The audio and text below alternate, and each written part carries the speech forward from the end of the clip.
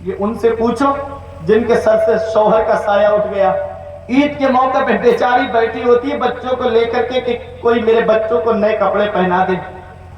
عید کے دن انتظار کرتی ہے کاش میرا شوہر ہوتا تو آج وہ اپنے بچوں کو نئے کپڑے لا کر کے دیتا. اس لیے میری ماں اور بہنوں شوہر زندہ ہیں تو ان کی خدمت کر لو. جس دن یہ سایہ سر سے اڑ جاتا ہے اس دن کہیں معاشرے میں کوئی عزت کی نگاہ سے دیکھنے والا نہیں ملتا.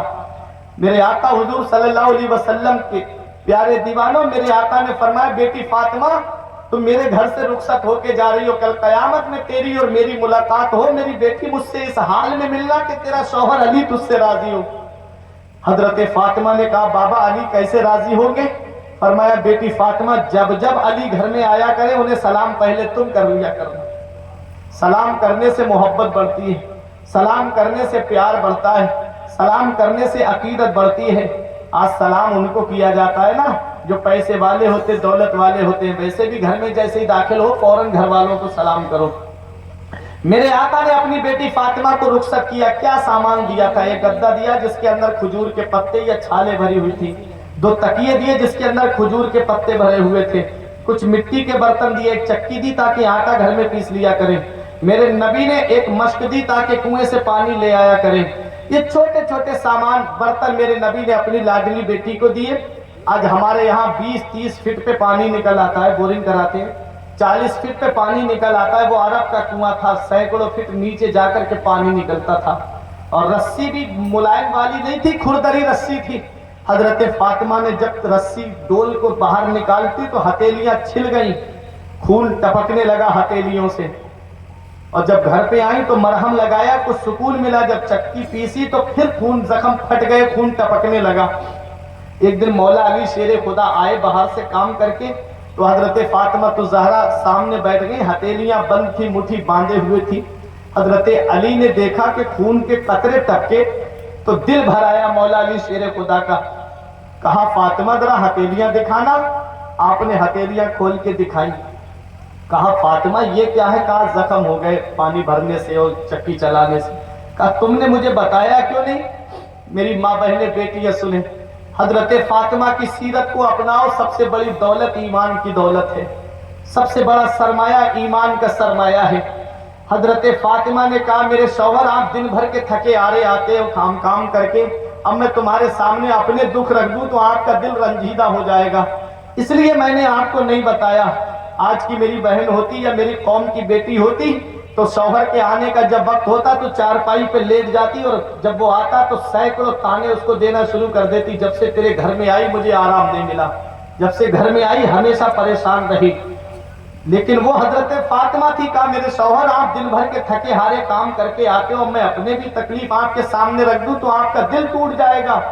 میرے مولا علی شیر خدا نے فرمایا فاطمہ ایسا کرو تم آقا کی بارگاہ میں چلی جاؤ، کچھ باندیاں کچھ کنیزیں مال غنیمت میں ملی ہیں آقا کو، جا کے لے آؤ، گھر کا کام وہ کر دیا کریں گی. میں حضرت فاطمہ نے کہا میں نہیں جاؤں گی. کہا میرا حکم ہے. کہا حکم ہے تو مجھے جانا پڑے گا. اب دیکھو حضرت فاطمہ کی شان. حضرت فاطمہ اس وقت میرے آقا حضور صلی اللہ علیہ وسلم کے حجرے سے کتنی دوری پہ رہتی تھی. جو حج کر کے آئے ہیں یا عمرہ کر کے آئے وہ جانتے باب السلام سے جب داخل ہوں گے تو ٹھیک سامنے جو دروازہ بند نظر آتا ہے وہ حضرت فاطمہ کا ہے. اور حضرت فاطمہ کا دروازہ بھی مسجد نبوی میں کھلتا ہے اور میرے آقا کے حجرے کا دروازہ بھی مسجد نبوی میں کھلتا ہے. چند قدم چلی اپنے والد کے گھر میں آ گئی. لیکن پردے کا عالم یہ ہے، پردے کی شان یہ ہے کہ جب تک آیت پردہ نازل نہیں ہوئی، جب تک پردے کا حکم نازل نہیں ہوا، حضرت فاطمہ دن میں اپنے والد کے گھر آ جاتی تھی. جب سے پردے کا حکم نازل ہوا کبھی حضرت فاطمہ دن میں نہیں آئی، جب بھی آئی اپنے والد کے گھر رات کے اندھیرے میں آئی. یہ ان کے پردے کا عالم ہے. اسی کو اعلیٰ حضرت کہتے ہیں جن کا آنچل نہ دیکھا مہ مہر نے، اس نے دائے نزاہت پہ لاکھوں سلام. سیدہ زاہدہ طیبہ طاہرہ جان احمد کی راحت پہ لاکھوں سلام. خون خیر رسول سے ہے جن کا خمیر، ان کی بے لوث طینت پہ لاکھوں سلام. عقل و شعور و فہم سے بالا ہے فاطمہ، رہتی علی کے گھر میں ہے آلہ ہے فاطمہ. دنیا نے اگر دین ہے مانا حسین کو، سچ یہ ہے تو نے دین کو پالا ہے فاطمہ.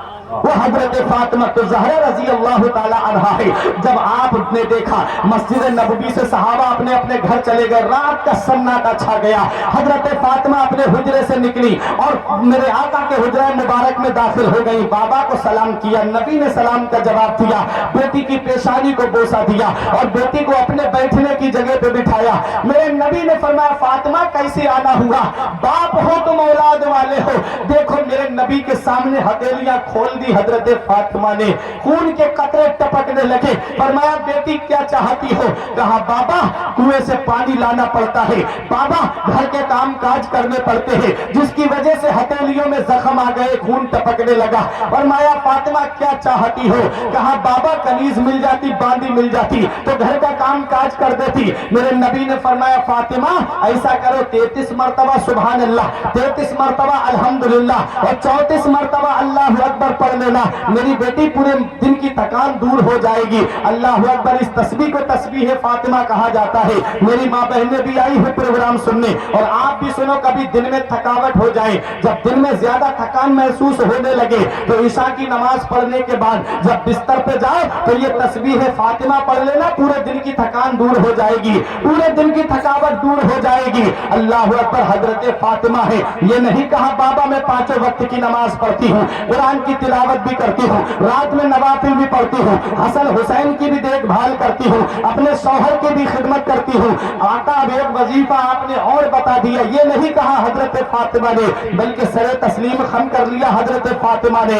میں نے میرے آقا حضور صلی اللہ علیہ وسلم نے اپنی بیٹی کو یہ وظیفہ بتایا, حضرت فاطمہ چلنے لگی.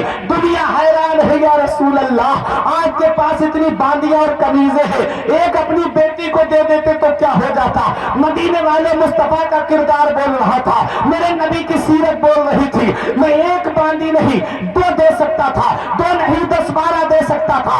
میری بیٹی فاطمہ کو اس کے شوہر علی نے بھیجا ہے, یعنی نبی کے داماد نے بھیجا ہے, اور نبی حضرت علی کے کہنے پر اگر باندی دے دیتے تو آج کا ہر داماد یہ شرط لگاتا کہ جا اپنے میکے سے یہ سامان لے کر کے آ. نبی نے جب اپنے داماد کو دیا ہے تو ہمیں بھی چاہیے, ہم بھی اس گھر کے داماد ہیں. اس لیے مدینے والے مصطفیٰ نے اپنی بیٹی کے ہاتھوں کے زخم تو گوارا کر لیے, جہیز کی مان کے ڈیمانڈ کا دروازہ کھل جائے, یہ دروازہ نبی نے وہی بند کر دیا. اتنی بڑی قربانی دی مدینے والے مصطفیٰ نے کہ ڈیمانڈ کا دروازہ وہی بند کر دیا. اس لیے نبی کی سنتوں پہ عمل کرو, نبی کے بتائے طریقے پہ چلو. حضرت فاطمہ کی سیرت کو اپناؤ. میری ماں بہنیں بیٹیوں سنو, حضرت فاطمہ کے کردار کو اپناؤ, حضرت زینب کے کردار کو اپناؤ. بیاہ شادی کے موقع پہ بے پردگی کے ساتھ گھومنا بند کر دو. یہ دنیا تم کو مٹانے کے لیے تلی ہوئی ہے مسلمانوں. بیاہ شادی میں عورتوں کو لے کر کے جانا یہ رواج بند کر دو. ان کا نہ تو وہ نکاح میں گواہ بن سکتی ہے, نہ وہ عورت نکاح پڑھا سکتی ہے. پھر ان کو لے جانے کا کیا مطلب ہے؟ یہ رسم و رواج ختم کرو. چند لوگ جاؤ اور کسی مسلمان کا دل رکھ لو. جب مسلمان خوش ہو جائے گا پروردگار عالم تم سے راضی ہو جائے گا, تمہارے نبی تم سے راضی. ہمیں اللہ کو راضی کرنا, اس کے رسول کو راضی کرنا ہے. دنیا تو ویسے بھی کسی سے خوش نہیں ہے. علامہ ریحان ملت فرماتے زمانہ خفا ہے تو کیا غم ہے اس کا, زمانے کو ٹھوکر لگائے چلا جا, زمانہ ہی ایک دن تیرے ساتھ ہوگا, تو آقا کو اپنے منائے چلا جا. ہمیں اپنے نبی کو راضی کرنا ہے, ہمیں اپنے رسول کو راضی کرنا ہے. آج جو ہماری مسلم بیٹیاں ارتداد کی طرف جا رہی ہیں, مطلب یہ ہے کہ ہم نے انہیں دینی تعلیم نہیں دی, مطلب یہ ہے ہم نے انہیں شریعت کی تعلیم نہیں دی, مطلب یہ ہے ہم نے انہیں قرآن و حدیث کا درس نہیں دیا. آج بھی جگہ جگہ مدارس کھل گئے ہیں بیٹیوں کی تعلیم کے. انہیں قرآن و حدیث کی تعلیم دلواؤ, انہیں شریعت کی تعلیم دلواؤ. میں نے دیکھا ہے جو بچی مدرسے میں پڑھتی ہے یا جو بچی دینی تعلیم حاصل کرتی ہے وہ نماز بھی صحیح طریقے سے پڑھتی ہے, اور جب بھی وہ گھر میں ہوتی ہے تو پردے کا اہتمام کرتی ہے. تو اگر تم چاہتے ہو کہ گھروں کے ماحول اسلامی ماحول ہو جائیں تو جو میرے آقا نے فرمایا نا, طلب العلم فریضۃ علی کل مسلم و مسلمہ, علم دین کا حاصل کرنا ہر مسلمان مرد پر بھی فرض ہے اور عورت پر بھی فرض ہے.